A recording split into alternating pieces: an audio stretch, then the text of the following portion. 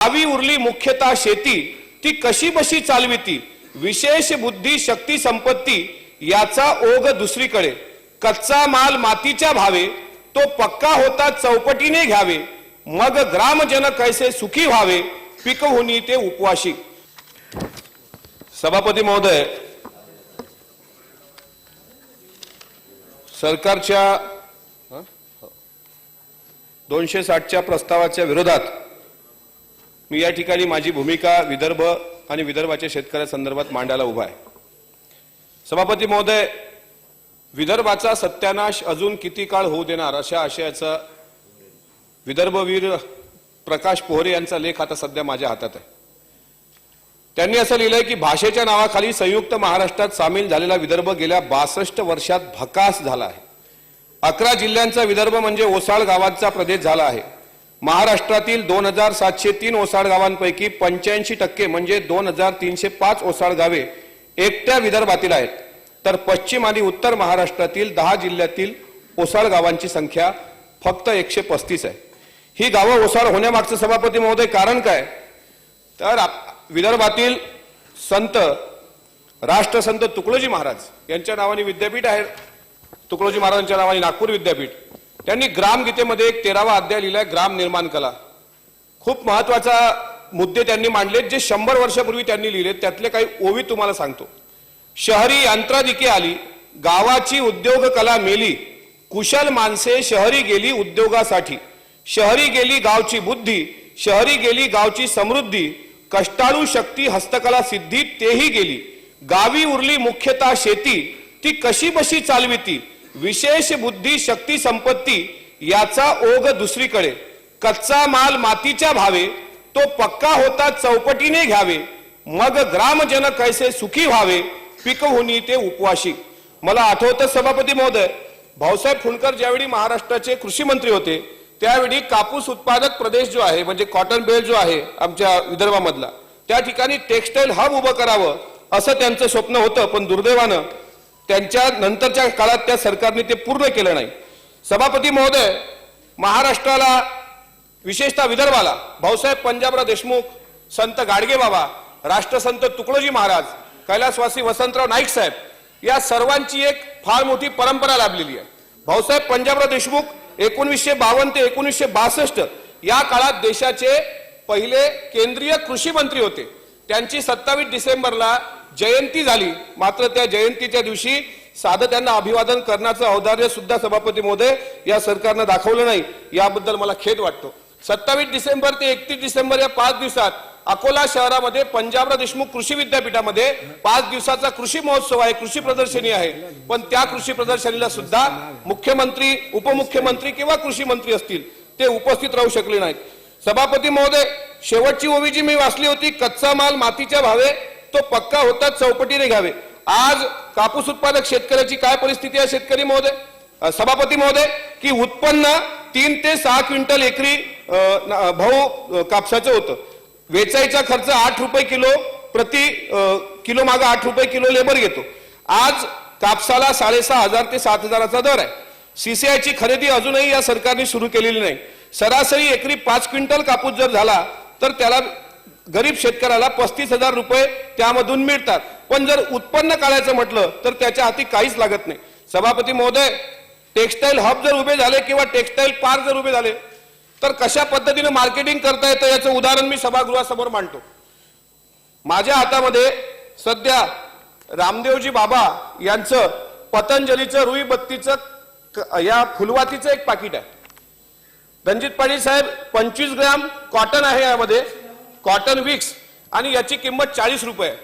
या पद्धतीने जर तुम्ही हिशेब केला तर रामदेवजी बाबा यांच्या कपाशीला 1,60,000 रुपये भाव आहे, आणि जो शेतकरी रात्रंदिवस राबतो सभापती महोदय त्या शेतकऱ्याच्या कपाशीला भाव 6,500 ते 7,000। निदान या कापसाचा एक भाव धोरण जाहीर करा, शासनाने यामध्ये हस्तक्षेप करावा, सीसीआयची खरेदी सुरू करावी आणि कापसाला किमान 15,000 रुपये क्विंटलचा भाव या अधिवेशन होण्याच्या अगोदर घोषित करावा। टेक्सटाईल हब, उद्योगधंदे उभे राहिले पाहिजे। दुसऱ्या गोष्टीवर मी लक्ष वेधू इच्छित नाही, पण मी महत्वाचे म्हणतो की रणजित पाटील साहेब, विदर्भामध्ये 11 जिल्ह्यामध्ये आपला अकोला आहे का नाही, बुलढाणा आहे, वाशिम आहे, या 3 जिल्ह्यावर कधी चर्चाच होत नाही। आपल्या अकोला जिल्ह्यामध्ये खारपान पट्ट्या मोठ्या प्रमाणात आहे।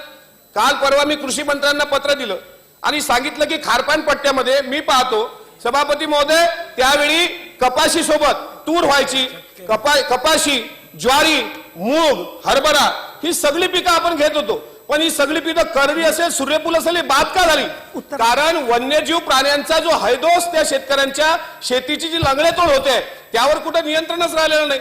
माझी या सरकारला विनंती आहे की शेतकऱ्याला कुंपणाची व्यवस्था करून द्या। वेळ पडला तर जिल्हा परिषदच्या ज्या योजनेवर आपला पैसा खर्च होतो, मग ताळपत्री असेल, टीनपत्रे असतील, सौर कंदील असतील, हा जर खर्च वाया जात असेल तर त्याऐवजी कृषी विभागाने शेतकऱ्यांच्या शेतीला कुंपण घालण्याकरता आणि तेही त्यावर 70 ते 80% त्यांनी सबसिडी द्यावी, जेणेकरून परंपरागत पिकं शेतकऱ्यांना घेता येतील। सभापती महोदय, मग जलयुक्त शिवाराच्या योजनेच्या बाबतीत सन्माननीय सदस्यांनी सांगितलं, ही योजना सुद्धा वसंतराव नाईक साहेबांची होती।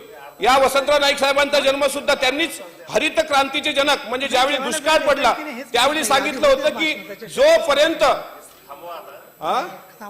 जोपर्यंत महाराष्ट्र सुजलाम सुफलाम होणार नाही, अन्नधान्य पिकवलं जाणार नाही, सिंचनाखाली येणार नाही, सुधाकरराव नाईकांनी सुधाकरराव नाईक साहेबांनी, तोपर्यंत मी शांत बसणार नाही अशी त्यांची भीष्म प्रतिज्ञा होती आणि तो त्यांनी करून दाखवला। तर नाईक साहेबांचं योगदान या महाराष्ट्रामध्ये आहे। विद्यापीठ आहेत। काल भाषण देत असताना आदरणीय पवार साहेबांच्या भाषणाची अर्धवटच माहिती सभागृहामध्ये काल दिल्या गेली। 26 जुलै 1984 रोजी कलम 371(2) वर चर्चा करीत असताना विरोधी पक्षनेते त्यावेळी पवार साहेब होते आणि महाराष्ट्राचे मुख्यमंत्री त्यावेळी वसंतदादा पाटील होते। विदर्भ, मराठवाडा आणि उर्वरित महाराष्ट्रासाठी वेगवेगळी विकास मंडळे स्थापन करण्याबाबतचा मुख्यमंत्र्यांच्या प्रस्तावावर साहेबांनी बोलताना सांगितलं की विदर्भातील पूर्वीच्या 8 आणि आताच्या ते दरेकर साहेब पूर्ण भाषण असं आहे, विदर्भातील पूर्वीच्या 8 आणि आताच्या 9 जिल्ह्यांची एकूण लोकसंख्या ही महाराष्ट्राच्या एकूण लोकसंख्येच्या 25% आहे। घटनेच्या 371(2) मधील 3ऱ्या कलमानुसार निधी देताना या लोकसंख्येच्या प्रमाणात दिल्या पाहिजे, म्हणून राज्याच्या लोकसंख्येच्या 25% विदर्भातील लोकसंख्येचा असेल तर विदर्भातील तरुण पिढीला नोकऱ्यांमधील 25% जागा देण्याची खबरदारी सरकारने घेतली पाहिजे। आणि या संदर्भात 1982 सालच्या पूर्वीचे रेकॉर्ड पाहिले तर राज्यातील एकूण नोकऱ्यांच्या ते 25% नोकऱ्या विदर्भातील तरुणांना मिळायला पाहिजे। आता मागच्या सरकारच्या काळात अधिवेशनामध्ये सुधीरभाऊ मुनगंटीवार अर्थमंत्री असताना विधानसभेमध्ये त्यांनी अशी माहिती दिली होती की राज्याच्या प्रशासनात 26.28% कर्मचारी हे विदर्भातील आहेत। सुधीर भाऊंनी ही आकडेवारी कुठल्या आधारावर दिली याबाबत मात्र अजूनही सुस्पष्टता नाही। मला आठवतं सभापती महोदय 10 वर्ष पंजाबराव देशमुख साहेब या महाराष्ट्राचे देशाचे कृषी मंत्री असताना त्यानंतर 10 वर्षाचा केंद्रीय कृषी मंत्री पदाचा कार्यकाळ हा आदरणीय पवार साहेबांनी पार पाडलेला आहे। 2004 ते 2014 शेतकऱ्यांची सर्वात मोठी कर्जमाफी पवार साहेब केंद्रीय कृषी मंत्री असताना झाली होती। आज शेतकरी त्याला विमा मिळत नाही, शेतकऱ्याला अनुदान मिळत नाही। मागच्या सरकारच्या काळात अजितदादा उपमुख्यमंत्री असताना आणि उद्धव ठाकरे साहेब मुख्यमंत्री असताना म्हणजे जे नियमित कर्ज भरणारा जो शेतकरी आहे त्याला 50,000 रुपये 50 घोषणा केली होती, शेवटची कॅबिनेट होती। मात्र आताही रेशो काय दरेकर साहेब की गावामध्ये गाव पातळीवर 100 शेतकऱ्यांमागे 2 ते 4 शेतकऱ्यांना तो लाभ मिळतोय। अजूनही पीक विम्याला थट्टा केली जाते। 4 रुपये 72 पैसे तेलदाराचे एका शेतकऱ्याच्या खात्यात आले असे अनेक शेतकऱ्यांचे रेकॉर्ड दाखवता येतील।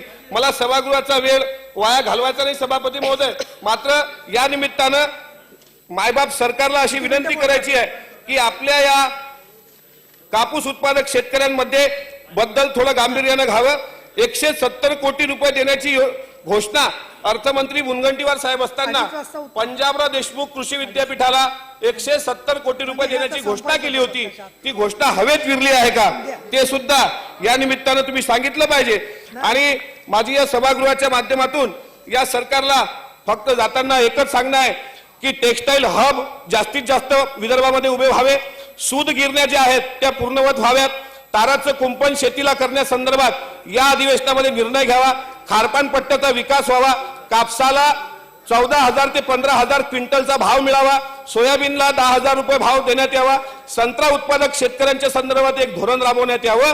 आणि विशेष म्हणजे अकोला विमानतळाचा मुद्दा जो रणजित पाटील साहेब आपण मांडला त्या विमानतळाला भाऊसाहेब डॉक्टर पंजाबराव देशमुख यांचं नाव द्यावं. मग एकनाथराव खडसे साहेबांनी जे सभागृहामध्ये म्हटलं होतं की समृद्धी महामार्ग झालेत, पण शेतकऱ्यांचे शेताचे पाणंद रस्ते सुद्धा तितकेच महत्वाचे आहेत. गाव पातळीवरच्या शेतीचा विकास तितकाच महत्वाचा आहे. जाताना मी एक बेधुंदकार गोविंद पोलाड यांच्या 4 ओळी सांगतो, दटके साहेब थांबतो.